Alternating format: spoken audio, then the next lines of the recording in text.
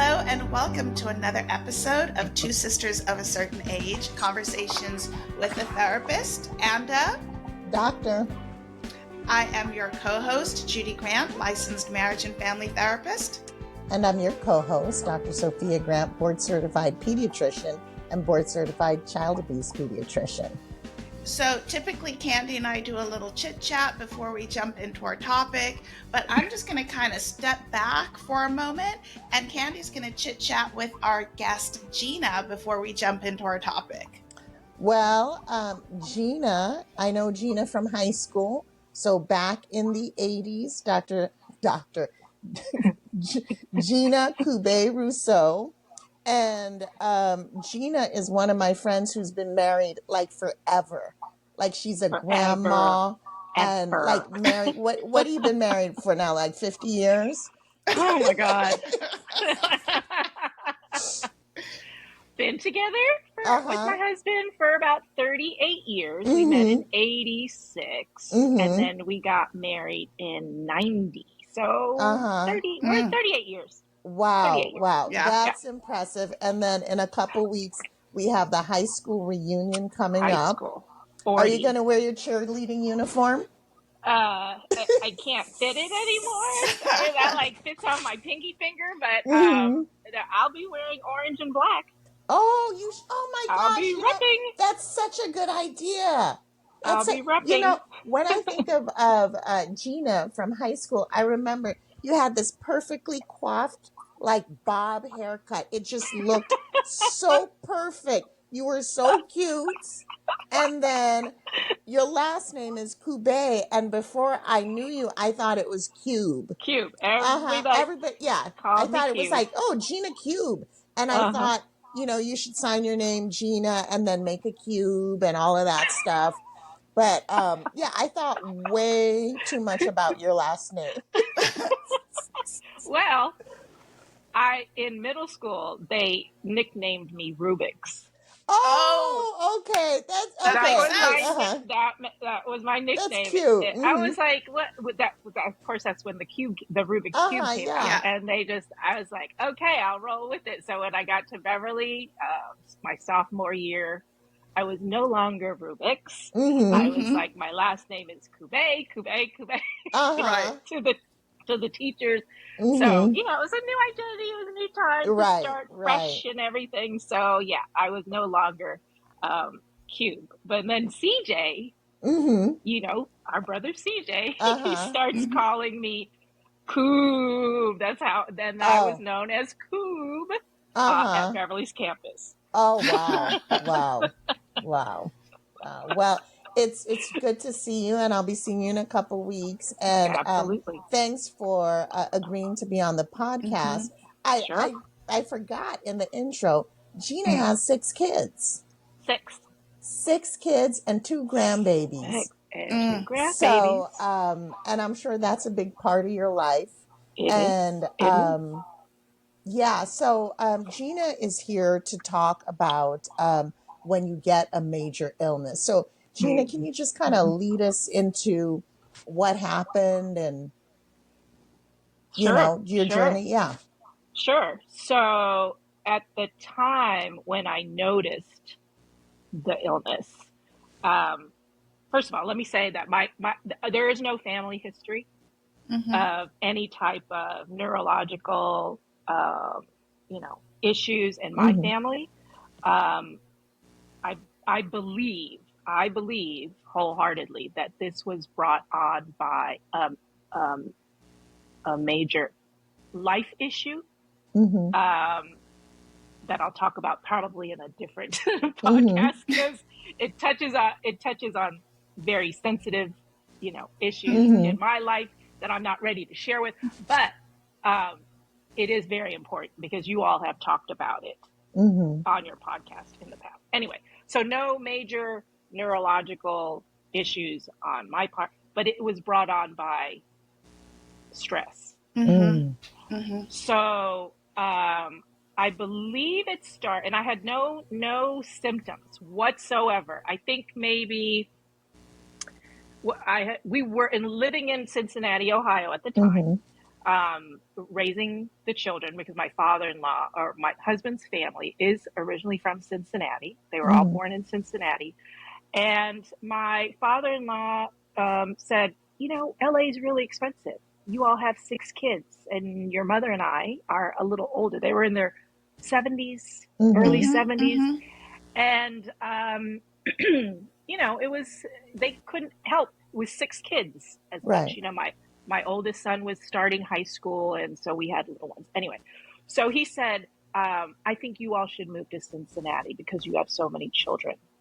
And it would be a great place to raise it. And then you can stay with Ramona for a little while until you guys find your house. So I left with the children and, started a career, trying to get them situated. But I worked at Kroger's, which is Ralph's out here. So I was customer service out there. So feeling my symptoms, I noticed, we moved there in 2003. So I really didn't notice anything until maybe 2008-9, when anytime I bent over and stood up, I'd get a little dizzy. Right. I thought that was because, I stood up too quickly. I thought that was normal. And then maybe it was my menstrual. I was on my menstrual time, so I equated my dizziness to that. Never really thought about it. And then maybe 2014, things started to really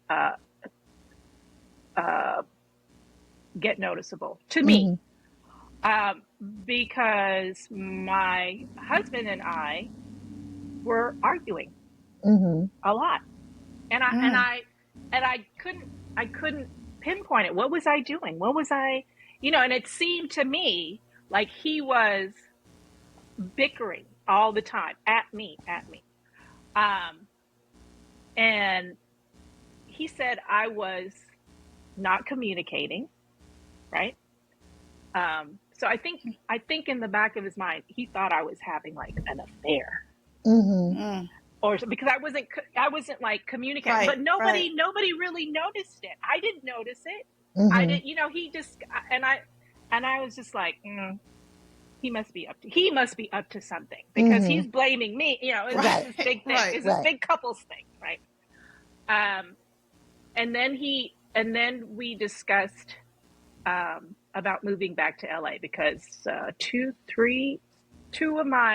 oldest had graduated high school and college, and then the third one, Jonah graduated high school. Okay, so I decided I've had enough of Midwest living.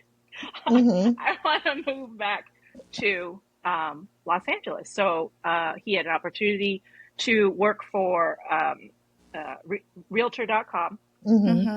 He got the job.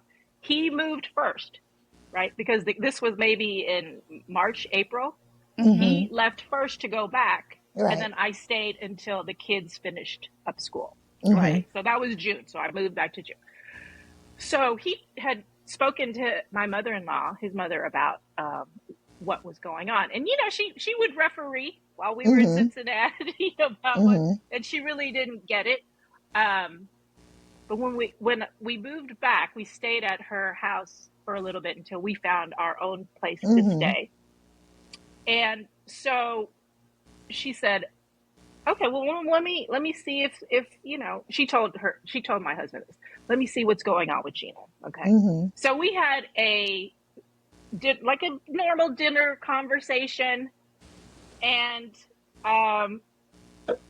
it was like I was having difficulty speaking. I knew what I wanted to say in my mind, and I would be speaking in my mind. Right. But she said I wasn't speaking.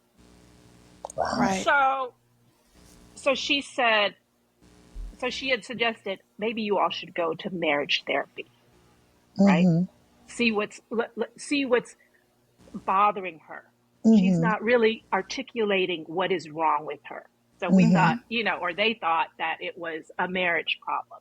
Right. We went to a marriage therapist, again, not really speaking, but thinking that I was speaking.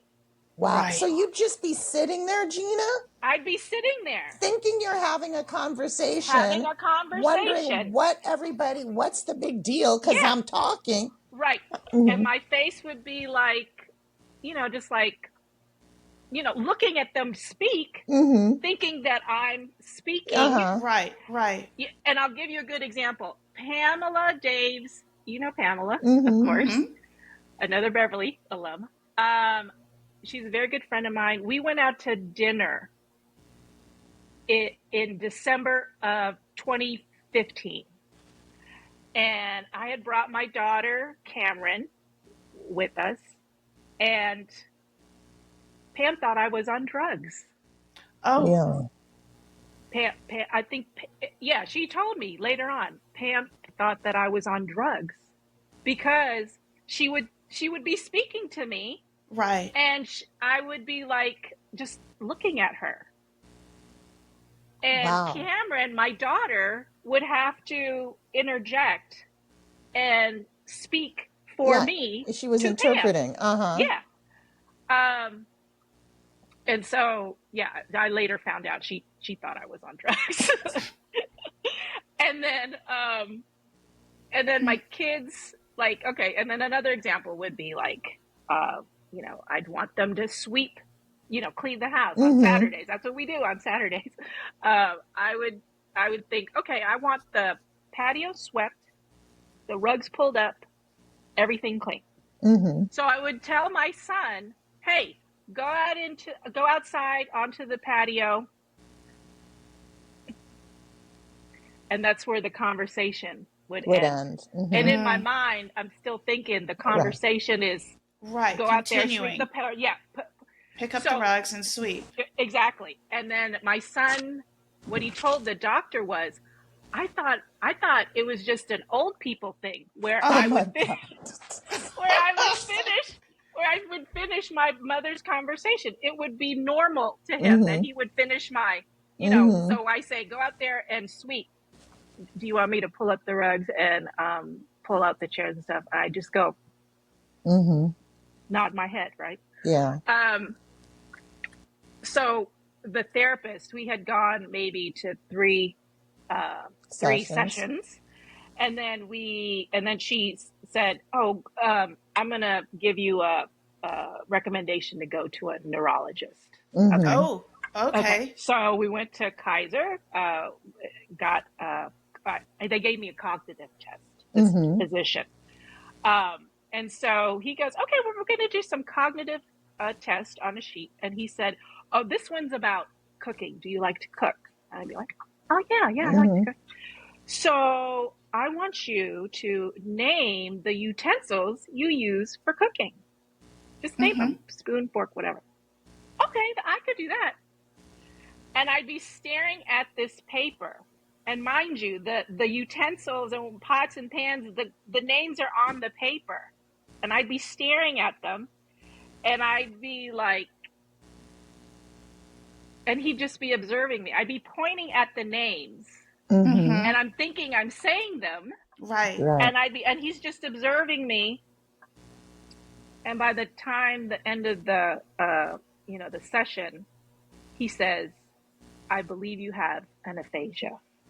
And I don't know what that is. Yeah. Say it again. Anaphasia. Aphasia. Aphasia. A-P-H-A-S-I-A, which is the inability to speak. Right. It's a medical term. Okay. So what did you do after that? So he thought there was something blocking that particular part of my brain. So he sent me to have an MRI. Right. Okay. So I said to him the best I could, call my husband and talk to him. So he called my husband because I didn't think I would be able to explain to him what was going on. He goes, okay, I'm going to give you all the information on paper, what an aphasia is and all this stuff. And I will give him a call. So he communicated that to my husband. And he said, I'm going to schedule her an MRI. Okay. So he scheduled me, which was odd, I thought. And this was all in May of 2016. He scheduled me the MRI on a Saturday night, the weekend of Mother's Day. So Mother's Day would be on, Sunday, the next day.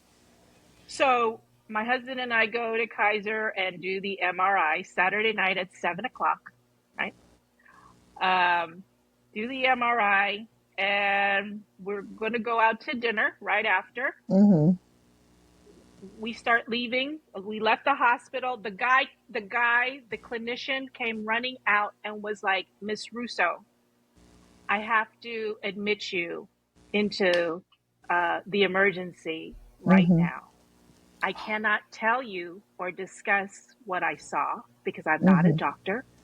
However, I'm going to recommend that you need to go to the emergency room right now. Oh my And my husband turns around and was like, what? What do you mean? What are you talking about? He's like, I can't explain to you because I'm not a doctor. Right. And my husband was like, we have plans for Mother's Day. Can we come back on Monday? And he was like, no, I don't know. I suggest that you go right now. And he goes, okay. All right. So we go to the emergency room, wait there a little bit. 4 doctors come walking in and tell my husband, your wife has a tumor the size of a softball. And if we don't get it out right now or as soon as possible, we don't know what the outcome could be. Yeah. And then they give him like these percentages. And mind you, I'm just sitting on one of the beds, just loopy. They give him like these percentages, and I'm because it was so long ago. They said, we go into surgery, we get it out, 99% she'll make it. We'll get the tumor out, and maybe she'll just need medication. There's a slight chance that it'll be like 70%, 75% will get it out, and she'll need like some kind of physical therapy, and medication. And then we don't know how far the tumor has grown. If it's intertwined with her gray matter, she may last 6 months. And can you imagine? My husband's like standing there all in 10 seconds. His whole world is totally turned upside down. Yeah. Right. He's like, what? He's like standing there talking about, what are you telling me? What are you saying to me? Right. Yeah. So they gave him those stats. They brought in the TV, the monitor. They showed us the tumor. What side of your head was it on? It was on the left side. And I still have my cut. See? They just cut like right down my lobe behind my ear. The left side of the brain has an area called Broca's area, and that is the area responsible for speech. Yep. Okay. Yep. So immediately, they admitted me, and we were still in the emergency. And then she would ask me questions like, I don't know what it was, but I heard the doctor say, we need to keep her in a calm state. Anything that upsets her, we don't want that. We want her in a calm state. And I tell you, when he said that, I'm not a very religious person, but I believe that by the grace of God, he kept me clueless of what was going on. Because when the nurses came in and, did the evaluation of, do you know what day it is? yeah, it's a Saturday. Do you know where you are? In the hospital. Do you know why you're here? No clue. I'm like, why are we here? Honey, why are we here? Why are we here? And then they told me, and it still didn't register with me. Right. So a couple of hours go by. Oh, first of all, when my husband found out, he immediately called my daughter, who had graduated from Wake Forest. I was living her life in Cincinnati. She already established a career. And he said, you have to come home quickly because your mother was just diagnosed with a brain tumor and I don't know what to do. So she, and then he called his mother. And then, the whole family knew within, a couple of hours and everything. And just to show you that I was so clueless, my niece called me, Leah, and she was on the phone and she said, hi, Auntie. I was like, hi. I was like, upbeat. I don't know why. She said, I just want you to know I love you very much. And we're starting a prayer chain. I was like, really? Who are we praying for? Wow. And she was like, we're praying. We're going to be praying. She didn't want to say you. I guess she knew what was the situation. She said, we're going to be praying. I was like, okay, let me know so I can pray too. And she's like, yeah, just go ahead and start praying. And she said to my husband, she has no clue. Right. So I was clueless about what was going on. And then they checked me in that evening around 10 o'clock. It was 7 when I had the MRI. They admitted me into Kaiser. And then while I was still in the emergency room, so it was a Saturday, so no offices were open. Right. Yeah. I only had the attending physicians. I think one of them was a neurologist and the other were, other physicians that happened to chime in. But by the grace of God, I was at Woodland Hills, Kaiser. Yes. Somebody from Sunset Plaza Kaiser, the top neurologist at Kaiser, Dr. Baraka, had seen my MRI because I guess they can see, all over their system. And he saw my MRI and he said, I want to take on her case. So they said, we have the top neurosurgeon at Kaiser. He wants to take on your wife's case. Okay. So they transported me over to Sunset. Yeah. So his team could be around me and evaluate me. So I got admitted to Sunset. And they just said, we're scheduling this surgery Tuesday morning, early Tuesday morning, from the Saturday to Tuesday. Yeah. Yeah. And that's how it developed into just a normal MRI, which I thought was normal, to major surgery. Yeah. Brain surgery. Brain surgery. Yeah. Brain surgery at that. On a Tuesday morning. And still when the doctors were discussing things, I'd only catch like little bits and pieces because I wasn't really fully there.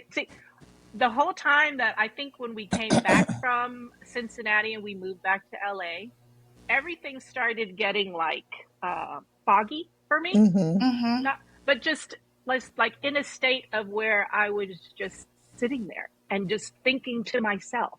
Yeah. I think I could equate that to what maybe Bruce Willis is going through right now, where he's not speaking.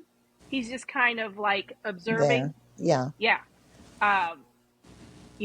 And I feel for him because I know what's going through his mind. Like he's speaking in his mind, but he cannot articulate what he wants to say. So all his emotions are I'm sure hugs and kisses and, and yeah, I really feel for him and his family, because it's very difficult to not be able to say, I love you and all that stuff. And so I hope his situation is just as, no pun intended, cut and dry. You know what I mean? So they came and they had the surgery. It was like a 7-hour surgery. They took out the tumor. Thank God. All my, touch, taste, ear, everything, all my feeling and everything was intact. Right. So and the doctor, go ahead, Gina. And the doctor said prior to the surgery, he said, so when we do the surgery, do not be surprised that she will start talking, like not normally talking, but once the tumor is removed, she will start talking like a lot. And my husband just didn't understand. He was just like, in this whirlwind of worry, because, well, what if, and it's like, I don't really know how upset he was, because, this was major brain surgery. He's like, nobody in his family. And he has to hold it together for the kids. Right. Yep. Right. For you too. Yeah. And so, so that was, he was very upset at that point, but he didn't show it. He was trying to be, as normal, trying to make me laugh, things like that, trying to calm me down, trying to, be on the positive tip type thing. So yeah, it was, things were just going through my mind. When they were wheeling me down to the emergency room, the surgery room, the operating room. Yeah. I had seen a patient was in the hallway in bed and was on like, a ventilator, had the tube down the throat and had all this stuff. And then it kind of hit me like, what if I come out like that? What if I, what if something was wrong? What if and then I started thinking, what if I have to live in my living room in a bed, not being able to walk because, brain surgery, something could impede you to walk and stuff like that. And I was just like, and then that's when I started to panic. Like they could see it in my face. Like I started breathing heavily. And so they asked for the anesthesiologist to come in quickly. And then put me under. Yeah. That's when they give you the anxiolytic. Yeah. And so I went out and that was it. So obviously during this time, your husband was signing all the permission papers. Yeah. Because, and I'm thinking about people who don't have a partner or who have to go through that alone. But what was the final diagnosis when they took out the tumor? It was a meningioma. Okay. All right. Meningioma. And he had pinpointed it to, he said something very, what I could relate to. He said, this must have been growing. This particular tumor does not just appear. It happens to just grow like for a long period of time. And to me, he said 15, 16 years.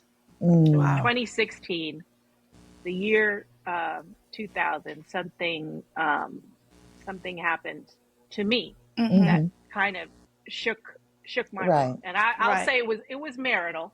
But I can't say exactly what it is because I didn't talk to my husband about it. So until he says it's okay for me to say, I won't say it. No. But it was marital, and it shook me to the core.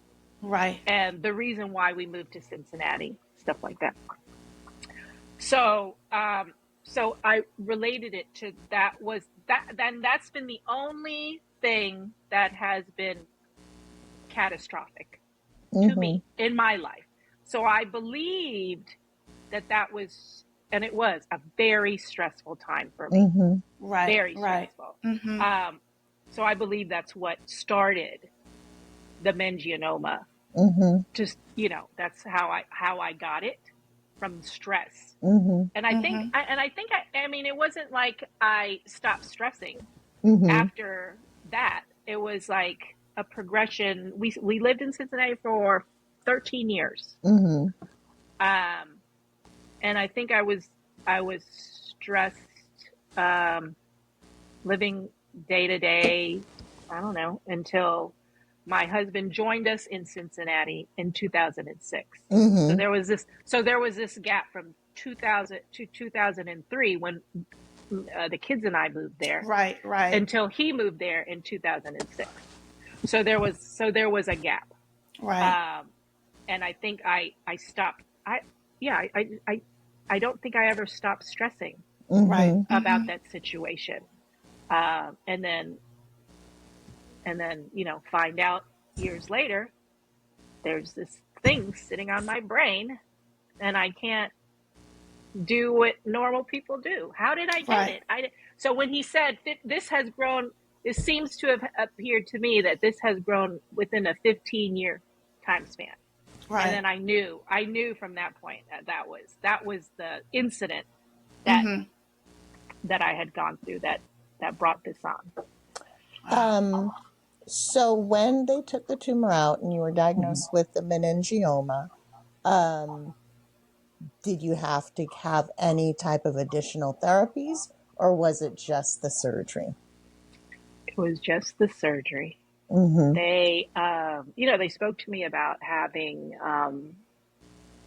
physical therapy or medication, which they did prescribe me a lot of medication, pain medication, all this stuff.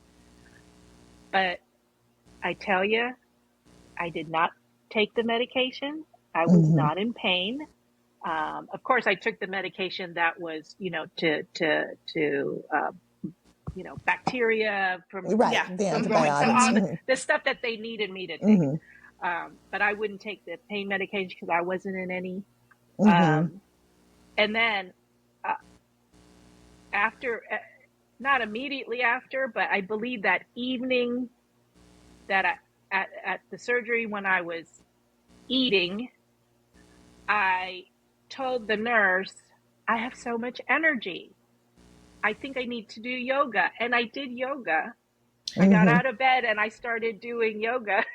And you had just gotten out of surgery. Meantime, your head is shaved. Like, you have staples in your head and you're attached to an IV pole.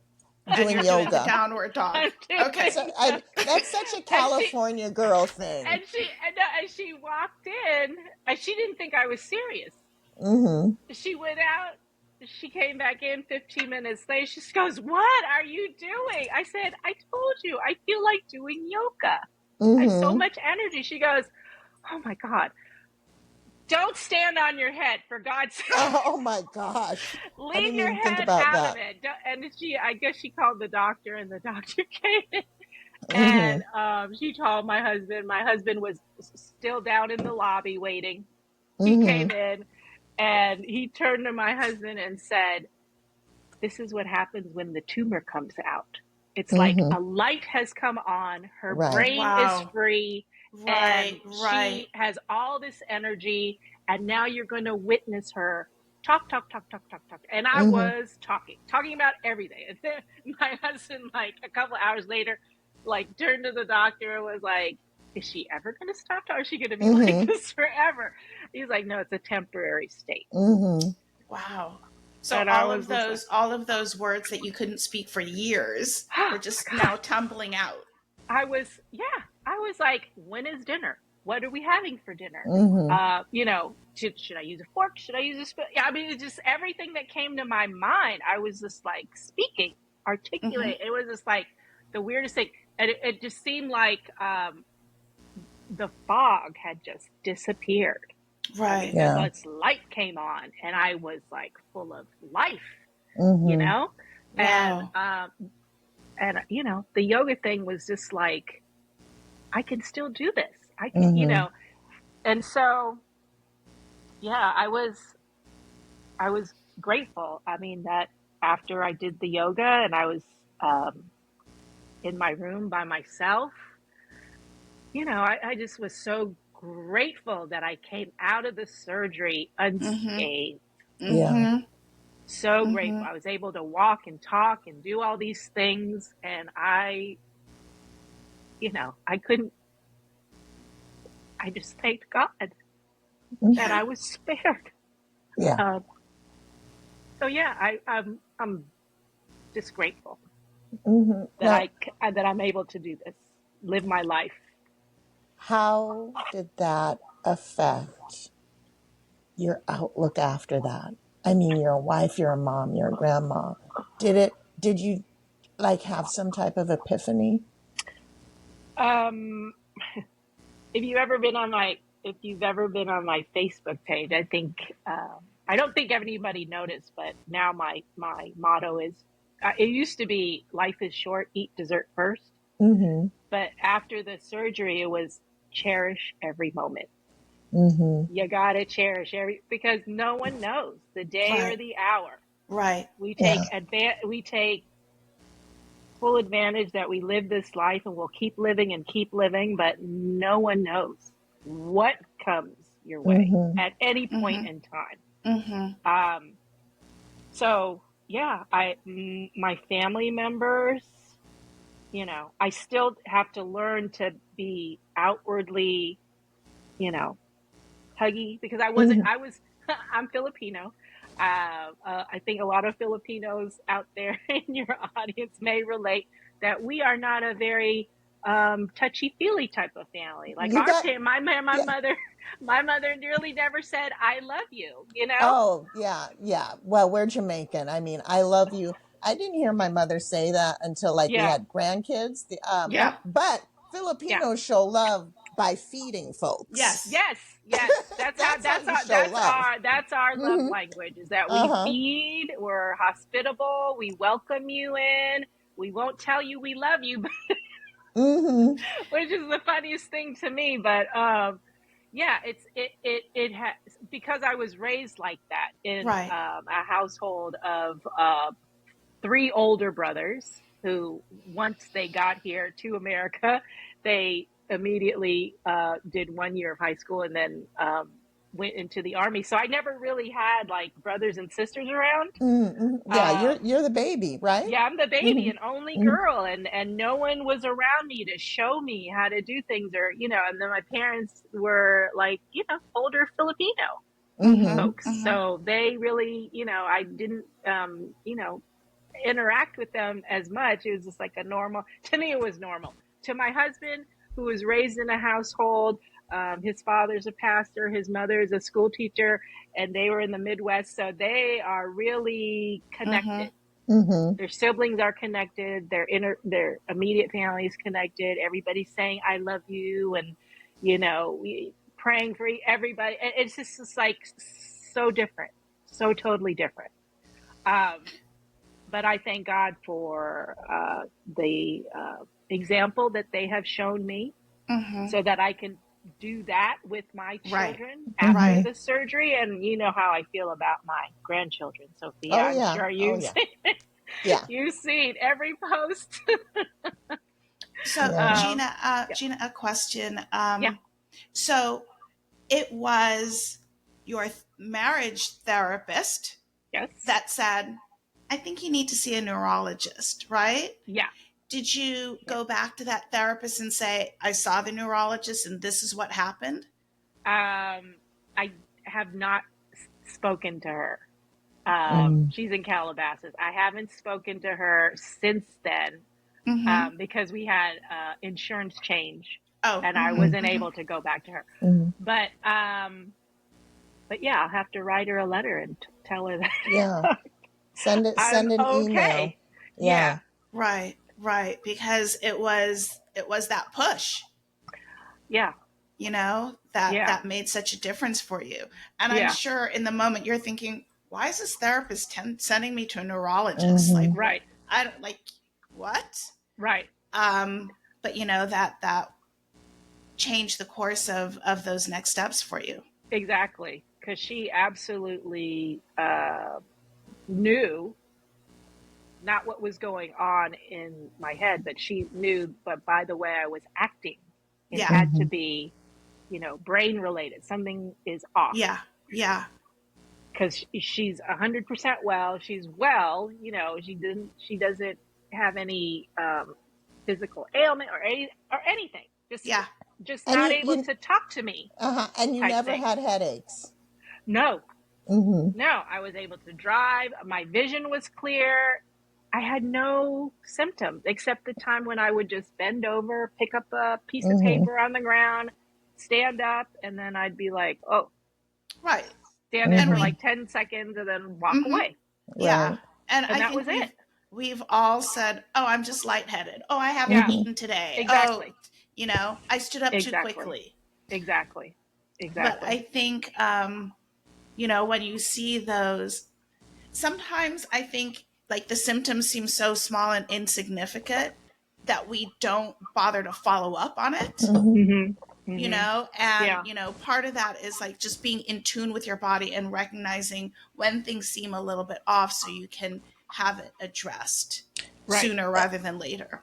And I think for me, my husband was in tune with me. Right. He's the one that, pushes for communication because his family communicates all the time.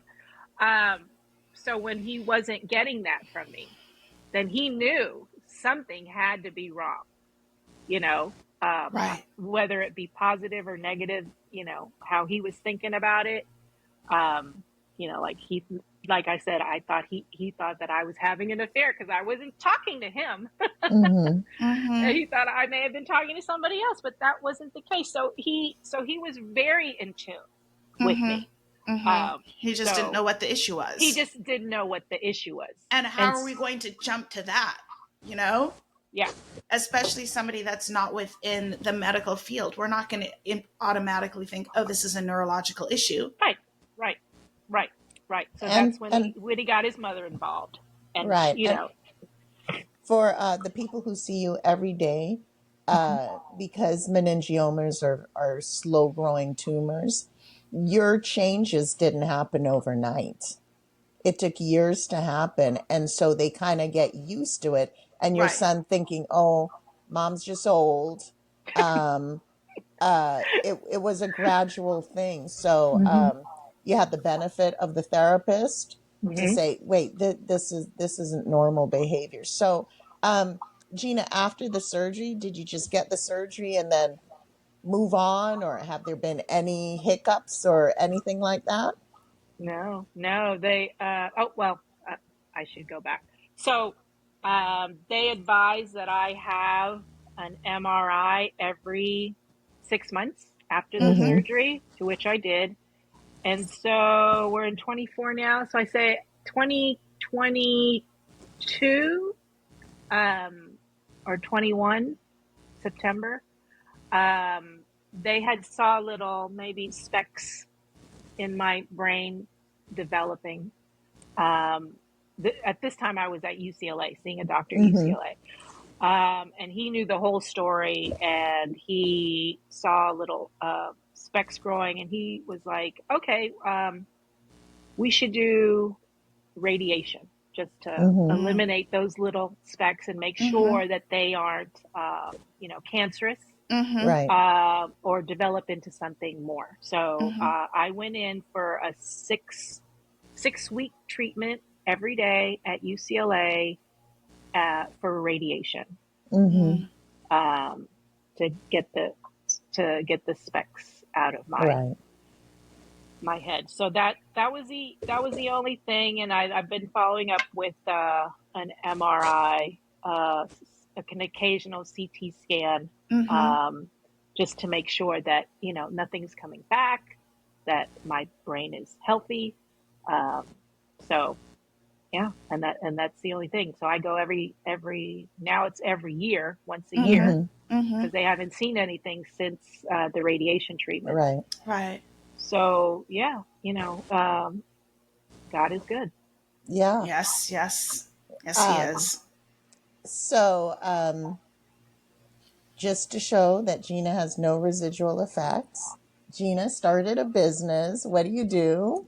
I am an insurance agent and Mm-hmm. a notary public. Yeah. Yeah. And so you can overcome that. And Absolutely. Absolutely. So yeah. after let me interject 1 second. So after I had that surgery in May, I actually enrolled back into school because I wanted to make sure that I was able to function. Just prove to Mm. myself that I was able to Mm-hmm. function. So I enrolled at Pierce College. I did 2 semesters of English and tried to finish my psychology course. Mm-hmm. And then my husband got into a business, and then I said, okay, I'll help you do the admin stuff. But yeah, Mm-hmm. I wanted to make sure for Mm-hmm. just Mm-hmm. for my own, you know, peace of Mm-hmm. mind Right. that I was Right. able to keep up, Right. that I Right. was Right. able to do the assignments, that I was able to think, you know, do math problems and things like that. Mm-hmm. So I proved to myself that, oh God, thank God I'm able Mm-hmm. to, think on my own and all this stuff. So yeah, I did go back to school for a little while just to prove to myself that I was able to do this. Mm-hmm. And then I started working. I worked for a little while for NYU, Mm-hmm. as at the call center, doing appointments for doctors like yourself. Mm-hmm. And then I said, I want to, I kind of want to have my own business, which prompted me to, do notary. And then my husband's best friend had a position that she was starting, and they asked me to join. So that's how I got into the insurance business, selling final Mm-hmm. expense.